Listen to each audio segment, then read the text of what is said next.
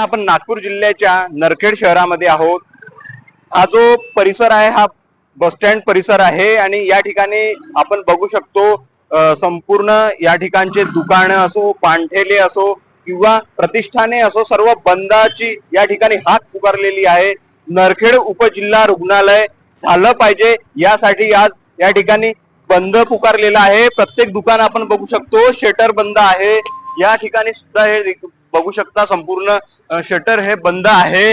नागपूर जिल्ह्याच्या शेवटच्या टोकाचं हे नरखेड शहर आहे आणि या ठिकाणी ग्रामीण भाग जो आहे या ठिकाणच्या लोकांना बरोबर उपचार झाला पाहिजे यासाठी उपजिल्हा रुग्णालयाची मागणी होत आहे आणि या मागणीसाठीच हे जे आहे आज या ठिकाणी बंद पुकारण्यात आलेला आहे। विदर्भ नाव आहे आपलं जगदीश ढोके। आज तुमच्या या नागपूर जिल्ह्याच्या नरखेड शहरामध्ये हा जो बंद पुकारलेला आहे काय सांगू शकाल? बंद पाहिजेच होता हा, कारण की नरखेडचा जो उपजिल्हा जो रुग्णालय आहे ते कुठेतरी हलवण्यात आलेला आहे। तर त्याच्यामुळे आम्ही नरखेडवासी आम्ही बंद पुकारलेला आहे। आधी मंजूर झाला होता का? आधी मंजूर झाला होता। मग काही कारण आहे का याचं? म्हणजे कारण काय आहे, कोणत्या बेसिक न कारण रद्द झाला ते काही समजत नाही। हे राजकीय होऊ शकते, त्याच्यामुळे बी देऊ शकतात ते, असं आहे।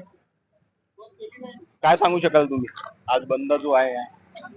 हा बंद हा सरकारी दवाखान्यासाठी होता, कारण की आमच्या इथं जो सरकारी दवाखाना आहे तो दुसऱ्या ठिकाणी नेण्यात येऊन राहिला होता। त्याबद्दल आज नरखेडमध्ये बंद ठेवण्यात आलेला आहे, कारण की आमची इथे सरकारी दवाखाना आलेला पाहिजे आणि सगळ्या लोकांना सुख सुविधा लागल्या पाहिजे, कारण की इथं सोयीस्कर सरकारी दवाखाना वगैरे काही आहेच नाही ना। पर्याय म्हणजे तुम्हाला कुठे जावं लागते मग इथून? मग एक तर कुणी काटोल जाते, कुणी वरुड जातात, कुणी नागपूरला जातात। कोणताही पेशंट आला नाशिकला वगैरे त्याला काही थोडंफार झालं तर इथं ट्रीटमेंट व्यवस्थित नाही राहत, नागपूरला पाठवतात, काटोलला पाठवतात, म्हणजे औषध उपचार वगैरे होत नाही।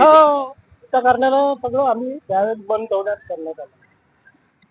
विदर्भ अर्पण न्यूज तर्फे रितेश सिंगारे, नरखेड।